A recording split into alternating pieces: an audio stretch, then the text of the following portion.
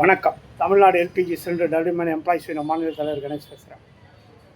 பொதுத்துறை எண்ணெய் நிறுவனம், அதாவது பாரத், ஹிண்டன், ஹெச்பி 3 ஆயில் கார்பரேஷனுக்கு தான் Tamil Nadu LPG cylinder development employees union கோரிக்கை வைக்கிறது. ஐயா, டிஸ்ட்ரிபியூட்டராக ஒருத்தரை நியமிச்சுட்டு அவங்க ஃபேமிலி நடத்தாமல் நெக்ஸ்ட்டு விற்றுட்டு போகிறாங்க. இந்த விற்றுட்டு போகிறதுக்கு அந்த பர்மிட்டை வாங்குறவங்களுக்கு பர்மிட்டு கொடுக்கறதுக்கு எண்ணெய் நிறுவனத்தின் சட்டத்தில் இடம் இருக்கிறதா, அதிகாரம் இருக்கிறதா? சரி, சேல்ஸ் ஆஃபீஸர் மற்றும் சில ஆஃபீஸர்கள் உடந்தையாக இருந்து அந்த மாதிரி டிஸ்ட்ரிபியூட்டர்கள் கோடிக்கணக்கில் விற்றுட்டு போகிறாங்களே, இது எந்த அடிப்படை நியாயம்? அப்போ நீங்கள் எத்தனை கோடி வாங்குறீங்க? ஒரு டிஸ்ட்ரிபியூட்டர் 7 கோடி 5 கோடிக்கு விற்கிறாரு அப்படின்னா நீங்கள் எத்தனை கோடி வாங்குறீங்க? பொதுத்துறை எண்ணெய் நிறுவன அதிகாரிகள் மேலும் மேலும் தவறு செய்து கொண்டு இருக்கிறீங்க. அதாவது கால்ஃபார், அப்போ எதுக்கு இது கால்ஃபார் பண்ணுறீங்க? ஆயில் நிறுவனத்தில் எதுக்கு ஒரு பெரிய ஒரு மாஸ் டிக்ளேர் பண்ணுறீங்க? அப்போ அதுக்கு என்ன அர்த்தம்? பேப்பரில் விளம்பரம் கொடுக்குறீங்க, 60 நாள் டைம் கொடுத்து அப்ளிகேஷன் கொடுக்குறீங்க, அந்த அப்ளிகேஷனை ஃபில்லப் பண்ணி கொடுத்ததுக்கப்புறம் அப்ளிகேஷனை வெரிஃபிகேஷன் பண்ணுறீங்க, வெரிஃபிகேஷன் பண்ண கையோட டிஸ்ட்ரிபியூட்டருக்கு குலுக்கல் முறையில் தெரிஞ்சு அது எதுக்கு? சும்மா இந்த பாவலாலாம் காமிக்கக்கூடாது. பொதுத்துறை எண்ணெய் நிறுவனம் நாங்கள் லஞ்சம் வாங்குகிறோம், நாங்கள் ஏலம் விட்றோன்னு சொல்லுங்கள். ஏலம் விடு டிஸ்ட்ரிபியூட்டரை. எத்தனை டிஸ்ட்ரிபியூட்டர் விற்றுட்டு போகிறாங்க? ஏயா, 1 கோடி ரூபா முதலீடு போடுறோம், 7 கோடி 5 கோடிக்கு விற்றுட்டு போகிறோம். எக்ஸ் சர்வீஸ் மேனு விற்கிறாங்க, எஜுகேஷனுக்கு இது விற்கிறாங்க, ஹேண்டிகேப்டு கோட்டா விற்கிறாங்க, விடோ கோட்டா விற்கிறாங்க, எஸ்சி எஸ்டி கமிட்டி கோட்டா விற்கிறாங்க. என்னதான் காரணம்? என்னதான் அர்த்தம்? அப்போ பொதுத்துறை நிறுவனம் அலட்சியமான முறையில் செயல்படுது. அப்போ செயல்படுற மாதிரி ஒரு பிம்பத்தை உருவாக்குறீங்க, ஆனால் செயல்பாடு உள்ளே இல்லை. அப்போ பொதுத்துறை எண்ணெய் நிறுவனத்தின் மீது எப்படி நம்பிக்கை உருவாகும்?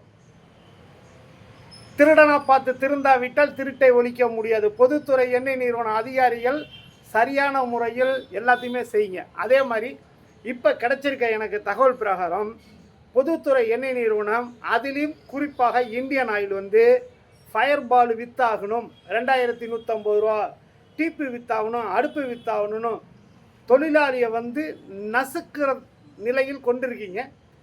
உங்களோட ப்ரெஷரில் டிஸ்ட்ரிபியூட்டருக்கு கொண்டு போய் எல்லாத்தையும் ஃபயர் பால்லேருந்து டீப்பு வரலையும் இறக்கிட்டு டெலிவரி பாய்ஸை வின்னு டிஸ்ட்ரிபியூட்டருங்க வலியுறுத்துறது தவறான செய்கை.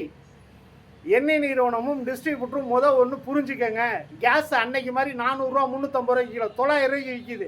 900 ரூபா கொடுத்து கேஸ் வாங்க முடியாதவன் தான் இன்றைக்கி இருக்கிற பொருளாதார நிலையில் மாட்டிட்டு தவிக்கிறான். அவன்லாம் 2000 அந்த பால் ஒரு 10 அடிக்கு நின்று உடனே அணைக்காது, அதை சிலிண்டர் மேலே வச்சு. இதெல்லாம் எதுக்கு இந்த திருட்டுத்தனமான பிஸ்னஸ் இந்தியன் ஆயில் பண்ணுது?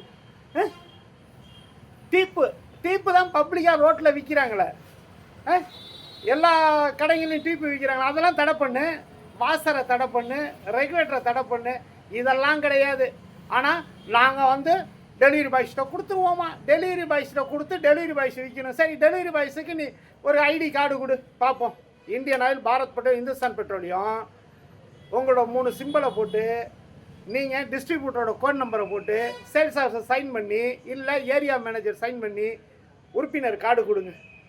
தொழிலாளி அடையாள அட்டை கொடுங்க பார்ப்போம், முடியுமான்னு பார்ப்போம்.